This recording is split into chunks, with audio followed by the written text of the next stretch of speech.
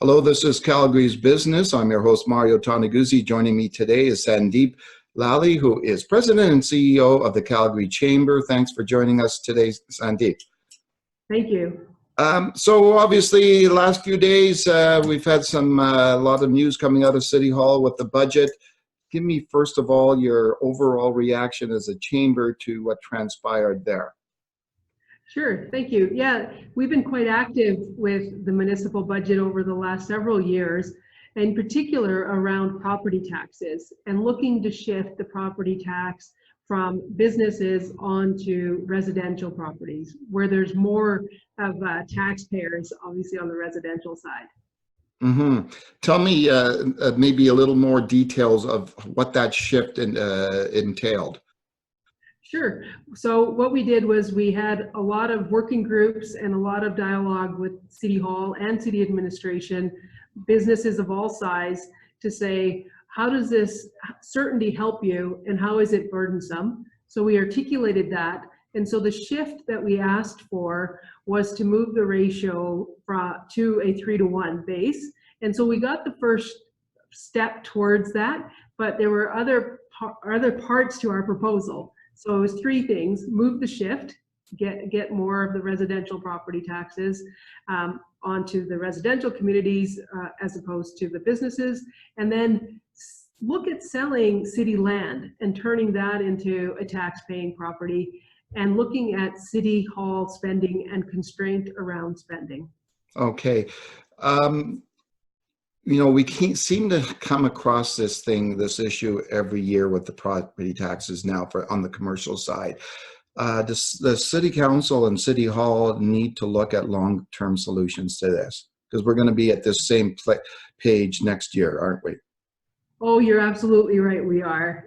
It's the conviction in which they acted that we've been really looking at and being critical of. Is you got to act with conviction. You've got to have the long-term view here on this one.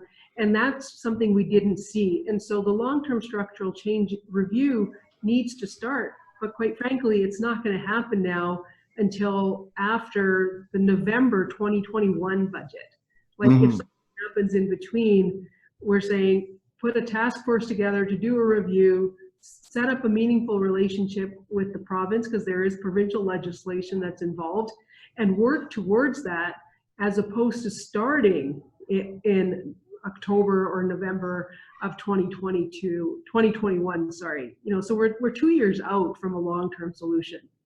One of the things I was thinking of, and it just came to mind, in the news lately, obviously the provincial government has seemed to be quite on Calgary City Hall and City Council's case to get their act in order. What do you think of that?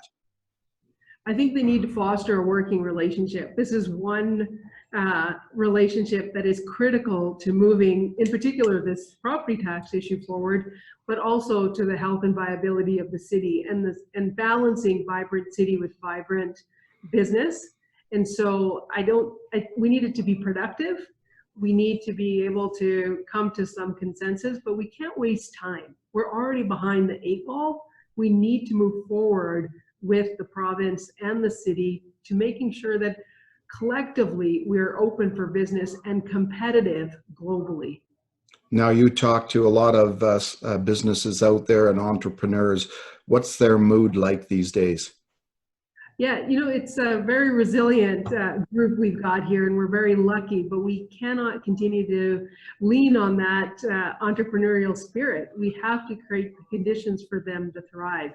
And so that's the frustration that's meeting these entrepreneurs, and also business owners of mid-size and large companies. I mean, all levels of government need to connect on certainty, and that's not happening. And when you don't see that happening from your city council all the way to your province, to the federal government, it does weigh on a business, and it does weigh on, should I grow, should I not grow?